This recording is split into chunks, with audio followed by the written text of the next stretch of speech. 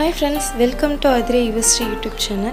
எங்கள் சேனலில் வர எல்லா வீடியோவும் உங்களுக்கு பிடிச்சிருந்தா கண்டிப்பாக எங்களோட சேனலை நீங்கள் லைக் பண்ணுங்கள், கமெண்ட் பண்ணுங்கள், ஷேர் பண்ணுங்கள், கண்டிப்பாக சப்ஸ்கிரைப் பண்ணுங்கள். Hi friends, welcome to our channel.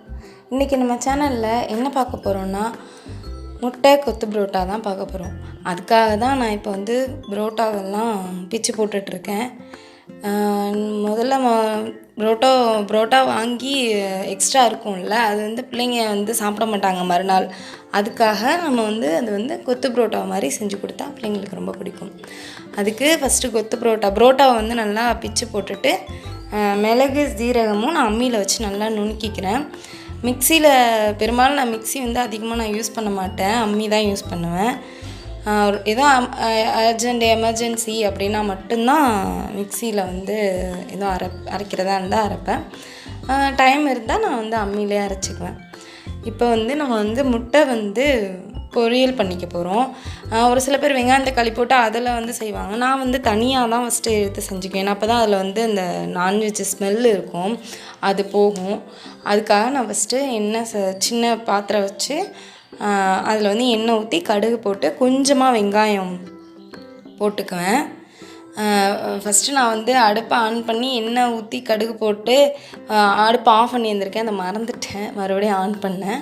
அப்புறம் கடுகு போட்டுட்டு வெங்காயம் போட்டுக்கோங்க, கொஞ்சமாக வெங்காயம் போட்டுக்கோங்க. போட்டுட்டு ஒரு 3 முட்டை எடுத்து வச்சுருந்தேன். அந்த 3 முட்டையும் ஒவ்வொரு முட்டையுமா உடச்சி அந்த பாத்திரத்தில் போட்டுக்கிட்டேன். போட்டுட்டு முட்டை உடச்சி ஊற்றும் போது கொஞ்சம் கவனமாக ஊற்றுங்க. அதில் இருக்கிற ஓடு எதுவும் விழுந்துருச்சுன்னா பசங்க சாப்பிட முடியாது. மிளகு ஜீரகமும் நுணுக்கி வச்சுருந்தேன் இல்லையா, அதையும் அதில் ஆட் பண்ணிட்டேன். கொஞ்சமாக உப்பு போட்டுக்கோங்க. அதுக்கு தேவையான அளவு உப்பு போட்டுக்கோங்க. ஏன்னா நம்ம அந்த கொத்து புரோட்டா செய்யும் போது கொஞ்சம் உப்பு போடுவோம். இப்போ நம்ம அந்த முட்டை பொரியல் மட்டும் பண்ணுறதுக்கு தேவையான அளவு உப்பு போட்டுக்கோங்க. நல்லா அது உதிரியாக ஆகிற அளவுக்கு நல்லா அதை வறுத்துக்கணும். என்னடா நான்ஸ்டிக்கில் கரண்டியை போட்டு இப்படி போட்டு செய்கிறாங்களே அப்படின்னு நினச்சிக்காதீங்க. இது ரொம்ப நாளாச்சு இந்த நான்ஸ்டிக் பேன் வாங்கி, அது இதாகிடுச்சு. இன்னொரு பாத்திரம் வாங்கணும் அலுமினியத்தில், அது வாங்கினா தான் கரெக்டாக இருக்கும். அது வரையும் கொஞ்சம் அட்ஜஸ்ட் பண்ணிக்கோங்க. இப்போ நல்லா அப்படியே பொடி மாஸ் மாதிரி ஆகிற அளவுக்கு நல்லா வதக்கி விட்டுக்கோங்க. அடியிலெல்லாம் பிடிக்கும் தான், அடி பிடிக்காத அளவுக்கு நல்லா கைவிடாமல் நம்ம இதை சுருள அப்படியே நல்லா கிளறிட்டே இருக்கணும். வீடியோ மொபைல் ஷேக் ஆகிட்டே இருக்குது அப்படின்னா என் பையன்தான் மொபைல் பிடிச்சிருந்தான் அது, அதனால தான் கேமரா ஆடிட்டே இருக்கும். இப்போ பொடி மாஸ் பண்ணதை தனியாக ஒரு பிளேட்டில் ட்ரான்ஸ்ஃபர் பண்ணி வச்சுக்கோங்க.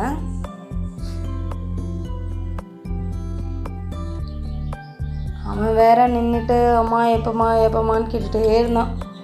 தனியாக ஒரு பெரிய நான்ஸ்டிக் பேன் எடுத்துக்கோங்க. அதில் நான் எடுத்துக்கிட்டேன், நீங்கள் உங்கள் வீட்டில் எப்படி கரெக்டாக இருக்குமோ அதை எடுத்துக்கோங்க.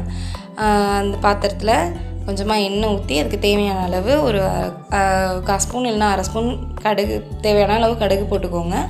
சோம்பு ஒரு 1/2 ஸ்பூன் போட்டுக்கோங்க. ரெண்டும் நல்லா பொரிஞ்சதுக்கப்புறமா வெங்காயமும் கருவேப்பிலையும் நான் சின்ன வெங்காயம் ஒரு 3 வெங்காயம் எடுத்திருந்தேன். நார்மல் சைஸ் சின்ன வெங்காயம் இருக்குல்ல, அது 3 வெங்காயம் எடுத்திருந்தேன்.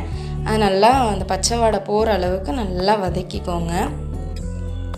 நல்லா அது இந்த கோல்டன் கலராகவும் வரணும். ஏன்னா நம்ம ஆல்ரெடி நம்ம கொத்து புரோட்டா போடுறதுனால வெங்காயம் ரொம்பவும் ப்ரௌன் ஆகிடக்கூடாது. கொஞ்சம் லிமிட்டாக நார்மலான அளவுக்கு நல்லா வதக்கி விட்டுக்கோங்க.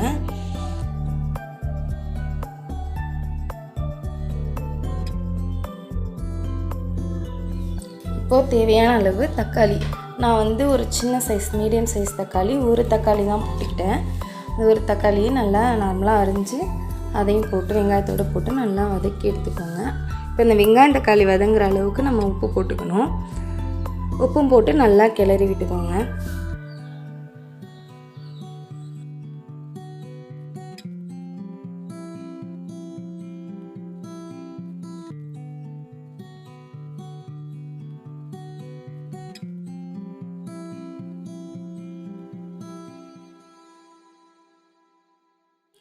இப்போ தேவையான அளவு சிக்கன் மசாலா ஒரு 1/2 ஸ்பூன் போட்டுக்கிட்டேன்.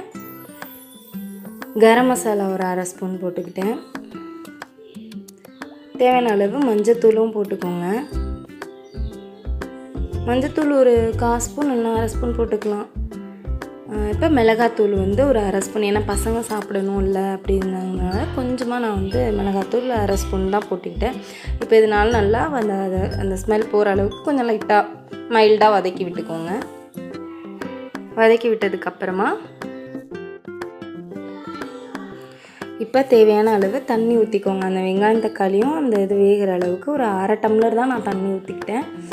நீங்கள் அதுக்கு நீங்கள் எவ்வளோ குவான்டிட்டியில் செய்கிறீங்களோ அதுக்கு தகுந்த மாதிரி அந்த வெங்காயம் தக்காளி வேகணும், அதுக்கு தகுந்த மாதிரி மட்டும் நீங்கள் வந்து தண்ணி ஊற்றிக்கோங்க.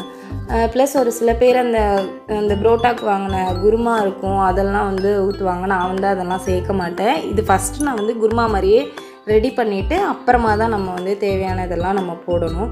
அப்போ தான் கரெக்டாக இருக்கும். ஏன்னா கடையில் அவங்க எப்போ செய்வாங்க அப்படின்றது நமக்கு தெரியாது இல்லையா, அதனால் நம்மளே அந்த இதை ரெடி பண்ணிக்கலாம். இப்போ அந்த பிச்சு போட்டு வச்சுருந்தோம்ல அந்த புரோட்டா, அதை கொஞ்சம் கொஞ்சமாக நம்ம வந்து ஆட் பண்ணி கிளறி விட்டுக்கணும். பையனால் ரொம்ப நேரம் அவன் மொபைலை கையில் பிடிச்சிட்ருக்க முடியாது இல்லையா, அதனால நான் மொபைலை வாங்கிக்கிட்டேன். ஒரு கையாலேயே நான் வந்து மொபைலை பிடிச்சிட்டு என்னால் கிளற முடியல. அதுக்காக கொஞ்சம் கிளறிட்டு அப்புறமா நான் வந்து வீடியோ எடுத்தேன். இப்போ கரெக்டான பக்குவத்தில் நல்லா கிளறிச்சு பாருங்கள். நம்ம அந்த தண்ணி ஊற்றி அந்த மசாலா வெந்ததுக்கு அதுக்கும் நல்லா அப்சர்வ் பண்ணிடுச்சு புரோட்டாவை. இப்போ கரெக்டாக இருக்கும். நம்ம புரோட்டாவும் நம்ம வந்து நல்லா பிச்சு போட்டு இது பண்ணாலும் நல்லா ஊறிடுச்சு. இப்போ நம்ம தனியாக செஞ்சு வச்சுருந்தோம் இல்லையா முட்டை பொடி மாஸ், அதையும் இதோட நம்ம வந்து ஆட் பண்ணிக்கலாம். ஒரு சில பேர் ஃபஸ்ட்டே முட்டையை போடுவாங்க. அது வந்து எனக்கு ஒரு வாட்டி செஞ்சு பார்த்தேன், அது எனக்கு செட் ஆகலை. ஒரு மாதிரி அந்த முட்டை ஸ்மெல்லெல்லாம் வந்துச்சு. அதனால நான் வந்து தனியாக தான் செஞ்சு அப்புறமா தான் ஆட் பண்ணுவேன்.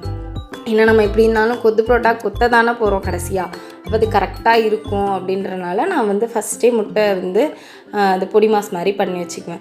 நீங்களும் அப்படி ஒரு வாட்டி ட்ரை பண்ணி பாருங்களேன், வேறு லெவல் டேஸ்ட்டாக இருக்கும். பசங்களும் முகம் சுளிக்காமல் சாப்பிடுவாங்க.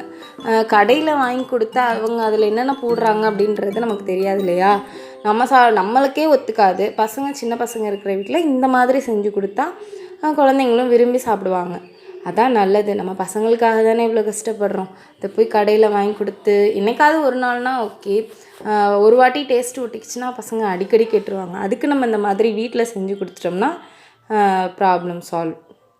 இப்போ வந்து நான் அந்த முட்டையும் போட்டு அந்த பொடி மாசையும் போட்டு நல்லா கிளறிட்டுருக்கேன். ஏன்னா அதில் வந்து நல்லா ஒரு சேர கிளறணும் இல்லையா, அதனால ஃபஸ்ட்டு நல்லா கிளறிட்டேன்.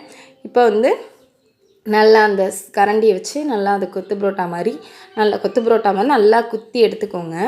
நம்ம குத்துற இதில் நல்லா வந்து அந்த இதில் பண்ணுறேன்னா கரெக்டாக உங்களுக்கு பக்குவமாக வந்துடும்.